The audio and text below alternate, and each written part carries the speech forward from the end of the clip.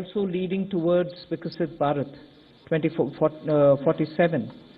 We are laying the path and giving a push to the economy to maintain the growth momentum. And for that growth momentum or sustained economic growth, which we want to ensure, primarily we are looking at building the ecosystem with structural reforms which will go on. Reforms are being carried out. We are continuing to do the reform activities, so it will continue with an aim to make sure that we create enough environment for improving productivity and making sure employment is generated. Also, technology, 21st century, this century is completely driven by technology. So we will ensure that technology is brought in to benefit the common man, to make sure common man benefits in the sense of ease of doing living, or for his business to prosper, or for farmers for greater productivity, or better logistics, whatever. So technology for benefiting every common man. And above all, with all this, inclusive development. Sabka Saath, Sabka Vikas, and that is why you heard me bringing in schemes which have good allocations for bringing better health facilities, creating a cadre of people, not cadre in that sense, but a bulk of people who can come in as health workers, paramedics, and so on, and also making sure we are able to provide dignified opportunities for Divyangjan. Mental health has also received a lot of attention. So these are the side for Viksit Bharat and making sure Sabka Vikas hoega. But the idea is the advantage and the momentum that we gained since after COVID by increasing public capital expenditure will continue. We've announced that 12.2 lakh crores are coming through public expenditure this time. It is 4.4% of the GDP. I'd like you all to please notice that, which is the highest, at least in the last 10 years. It could even be highest if you were to take data earlier. No increment in capital expenditure, sustained fashion, has happened ever before. This one marking 4.4% of the GDP. Then what are the kind of things which will happen through it? You will have dedicated freight corridors. I've named Dankuni in the east, Surat in the west. Then I've also highlighted that 20 new national waterways, not national highways, national waterways are being planned. And again there, those are going to pass through some of the critical mineral areas. Orissa, where the mineral-rich state, you have the waterways taking it to the port, and the two ports have been identified, Paradip and Dhamra. Similarly, we are also making sure that the coastal cargo movements will be enabled through a cargo route, so that through the coastal area we are able to cut down on cost of movement of goods. City economic regions, developing them is a very big new measure that we are coming up with. And for that, an allocation of 5,000 crore per city economic region. Imagine the amount, 5,000 crores in 5 years. 1,000 crore per year per city is being given, and the emphasis is going to be largely on tier 2, tier 3 cities. And then talking of infrastructure further, with the capital expenditure coming with the big number, you're having also the high-speed rail corridors. 7 of them announced. The destinations are clear, so that they become the bridge for all these economical robust centers. So those are for making sure that the infrastructure and the capital expenditure are getting tied up, and the country benefits from the ripple effects that these can bring in. The 7 strategic and frontier sectors in which we've highlighted that will increase productivity and also have new investments come in and give emphasis for India's own brand on those things is on the biopharma sector. I think that's going to be a big change in the way in which we are looking at giving capacity for those who are able to research, who are able to undertake research and development. So 10,000 crore initiative again over 5 years for domestic biologics and biosimilar production. This is a clear message and backed with enough substance that India's lead in the pharmaceutical sector should be kept intact, but at the same time bring in newer ways of helping the pharma sector, and also because it has an impact on human health. Semiconductor mission had two major announcements that will improve the India stack and also the IP related matters.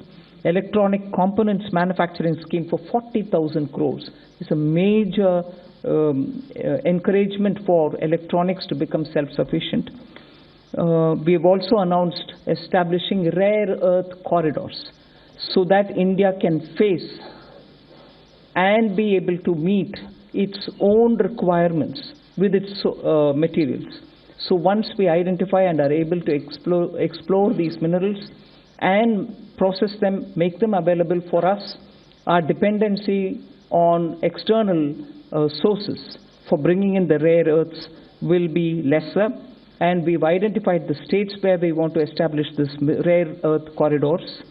They are going to be in Orissa, Kerala, Andhra Pradesh and Tamil Nadu.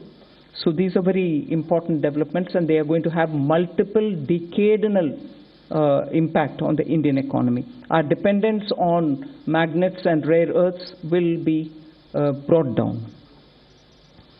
3 dedicated chemical parks, again for reducing our import dependence. High-tech tool rooms for research, that will be set up in 2 locations. Very important thing is about the construction equipment being imported. That could be for building tunnels or metros or high energy and also heavy duty equipments which we are relying on imports. We want to manufacture them in India, and that is why I said, how does it affect a common man? It affects because firefighters today have novel, new, big ticket and small, very small firefighting tools and weapons or equipment. We don't have them in this country. That's why if there is a fire accident in some very congested area, our equipments are not able to reach those points, whereas there are equipments which today are produced abroad, which can navigate those small corridors and go save people's lives. Whether they or huge ones, all of which we want to make sure that we will have production in this country itself, whether they are tunnel boring or anything else. From small to big, we want to bring in those very impactful infrastructure into India. So we'll support domestic manufacturing. Then container manufacturing is another which we'll support. I think I've gone in detail talking about the textile support in various forms. One very important announcement was made, Mahatma Gandhi Gram Swaraj initiative, which will make sure khadi, handloom, handicrafts will all be brought in, and one district, one product will all be brought in this initiative, and we'll be able to support rural artisans, rural workers and handloom weavers in those areas. Legacy industrial corridors have got saturated. Manufacturing happening there is now very constricted because they are not able to bring in newer robotics and others. So we want to upgrade these legacy industrial clusters so that they become cost competitive and efficiency comes into these places. Even more important is the champion MSMEs, small and medium industries, entrepreneurs, MSMEs, who are going to be given all the supports, and 3-pronged approach is being taken up there. We are giving equity support, we are giving also liquidity support, above all professional support for them, so that MSMEs, the equity support is supported by a 10,000 crore SME fund, growth fund. Above all, we are also topping up the Self-Reliant India Fund with 2,000 crores. So MSMEs should not feel any dearth of resources for equity. Similarly, they shouldn't feel any difficulty for liquidity in their hands, because the TREADS platform will now be treated almost as a backed up, security backed up instrument with which they'll be able to discount and get their monies. For professional support, we're working with the chartered accountant and cost accountant institutes, so that they can create corporate mitras who can help these MSMEs in filing their returns, doing their accounts, and so on. Above all, for youth and training, there's so much. You've heard this speech, so I won't want to take your time on it. High-powered education to employment enterprise, standing committees being formed, so that they can recommend measures for service sector as a core driver of Viksit Bharat.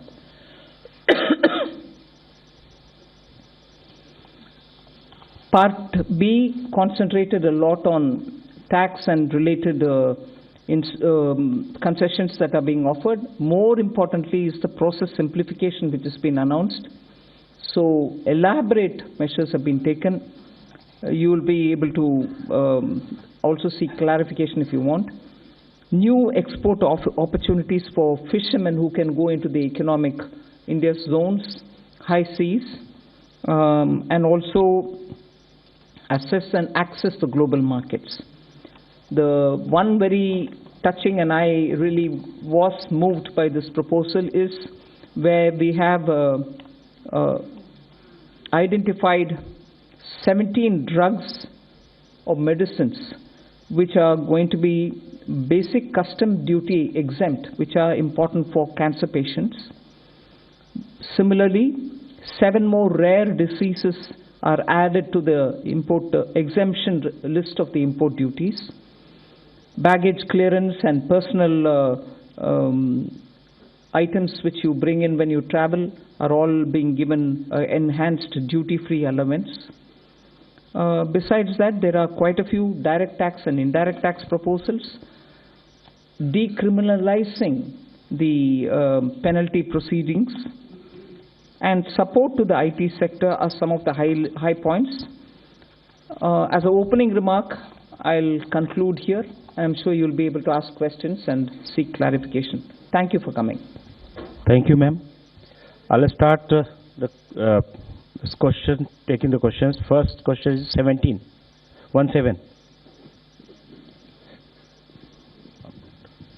Good afternoon, ma'am. Shishir here from Hindu Business Line.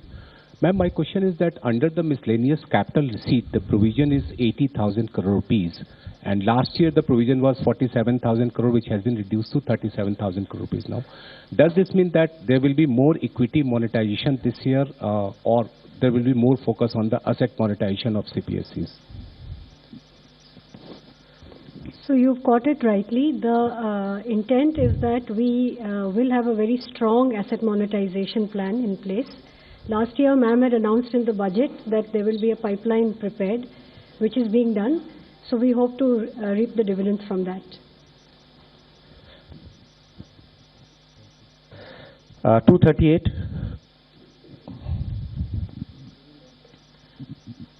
Ma'am, Timsi Jaipuria, this side from CNBC TV 18. I just wanted to know the rationale behind the hike in STT in futures and options.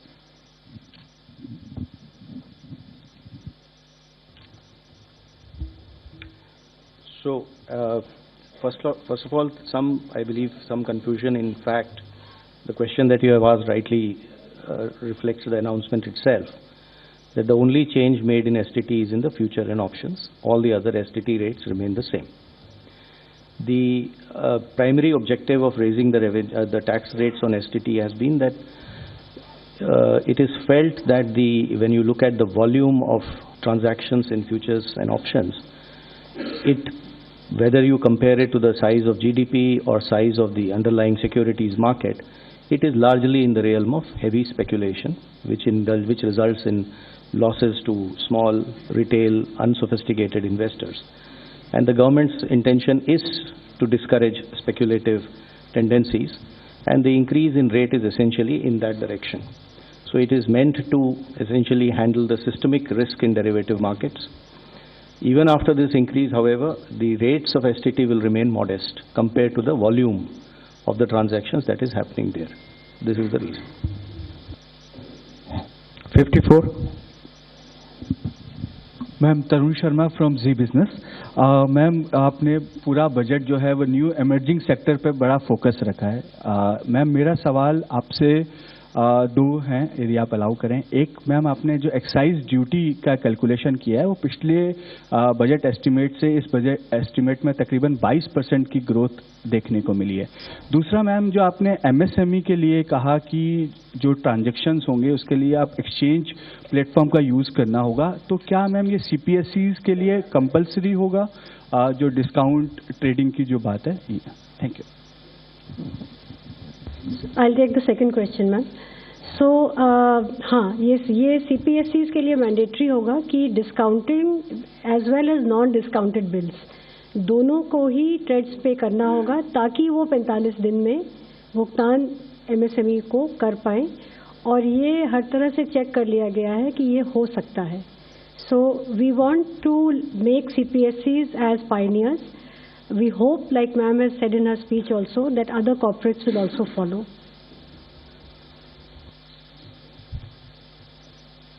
On excise?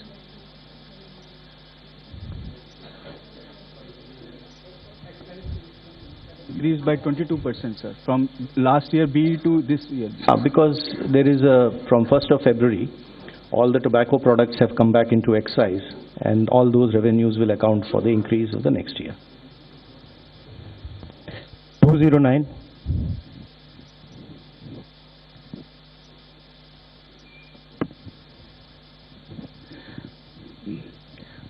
Ma'am, Prakash Predashi from ET now. The budget has announced restructuring of PFC and REC. What will this restructuring look like? And does this also mean that these NBFC will be merged going forward? What is the later part of your question? That these NBFCs are not going to? Will be merged going forward? Yeah, I've said we are rationalizing it. You'll get to know as we go forward. We want to streamline it, and therefore we'll be taking some steps. We'll let you know the moment we decide how to go about it. 234. Hello, ma'am. Harsh Kumar from Business Standard. Ma'am, two questions. One is, you said that a high-level committee will be formed on the banking reforms in order to 2047. Are we going further for any kind of merger or something, since government is continuously saying that we need at least two of the big banks, in at least of the top 20 banks. So are we going towards that? No, first of all, when I say that it's going to be a high-level committee which is going to look into it, the terms of reference will be prepared, and we are looking at committee to go into the entire expanse of the banking sector so that they come up with recommendations which help us to plan for banking for 2047. We need, by the time we become a Vikasit Bharat, 2047 is our goal. We need to understand what are the other steps that we need to take in the banking area, and based on the recommendations, we'll go forward. But we have the Secretary, Department of Financial Services. We'll ask him to also give us, please. Ma'am, I think you have rightly responded. There are a large number of aspects relating to the banking requirement. For example, the credit to the GDP, commercial credit to the GDP ratio low, and the expansion of the banking network, and what kind of procedure currently we have that is impeding both the deposits as well as credit. All those aspects will be looked at by an expert panel, a committee, and well, we'll definitely have TOR, and then also consult the all the stakeholders, and the government will take a view on how to lay strong foundation for 2047 Viksit Bharat. Ma'am, one more question. 229. Left side, yes. Ma'am, Premanshu from Ananda Bazar Patrika. Ma'am, have you consciously avoided announcing any bonanza for the poll-bound states? And secondly, can you elaborate on this East Coast corridor, industrial corridor you announced? See, the industrial corridors are very critical for supply chains. We need a predictable mineral rare earth and magnet related products to be made available for India's manufacturing, whether it's lithium ion, whether it's automobile sector, whether it's the new age solar. You need these rare earths to be processed and be made available. We have enough raw materials. The coastal areas are rich in these minerals. And therefore, states also felt, I must credit that the interaction that I had with the finance ministers pre-budget, many states felt that there are rare earths which they can utilize. We then sat up in the budget group that we have, Revenue Secretary, Secretary DA, and thrashed out, talking with the states. What are the kind of things that we can do so that their capacities to extract these minerals, process them, make them something which the industry can benefit from. So India can be less dependent on imports of these materials. That is where, having spoken to states, we thought it's very important to recognize the corridor and give a policy for it so that industries can invest, private sector can come in, governments, state and center can come together on it. That is where these corridors were announced. And looking at the success of the defense corridor, I can confidently say these rare earth corridors will make that big a difference to the Indian economy. The first question, I think there's enough to cover all the election states. If I do, you will ask me, why have you done it only for the election states? Now I've done it for election and non-election states as well. You want me to spell out what has been done only for the election states? I'm quite happy to do it. 262, front. At the front, please. Here, front side. Front row. Good afternoon, ma'am. Sapna Das here from CNBC TV 18. Two quick questions. Just wanted to understand the gross borrowing at over 17 lakh odd crore. Would the government look at it as being on the higher side? Just asking that. And within that also, if you look at your net tax revenue stream, of course, B to RE, it's higher. And a lot of concessions have been given away both on direct and indirect taxes. But the trend seems to be a bit flat, around 28 lakh odd crore. So if you could explain to us, how is this entire thing looking? And second, ma'am, in terms of the disinvestment aim, 80,000 crores, would this also include IDBI stake sale sometime in FY27, ma'am? Thank you very much. So you've covered a number of secretaries all at one go. So on the borrowings, no, we don't think it's on the higher side because the net market borrowings are in the range of 11.73, which is been plus around that number for the last couple of years. The larger number is because we have 5.5 lakh crores which have to be repaid this year. So to that extent, we don't think that it's a large number. We have a plan how to manage this. And according to that plan, which also gets released from time to time, the markets would also know, as well as all of you all. 4. Okay. The Indian Finance Minister Nirmala Sitharaman and her team addressing the media, taking questions, and this is their first interaction with the media after the announcement of Union Budget 2026, giving a leap towards India's reform practices in the lead up to 2047. It's being termed as a long-term budget, and it keeps all sectors intact along with sunrise sectors, giving a major push to job creation and of course a major focus also on youth, job development for the youth. We'll be bringing you all the developments as they keep coming in. This is WION's comprehensive coverage of Union Budget 2026.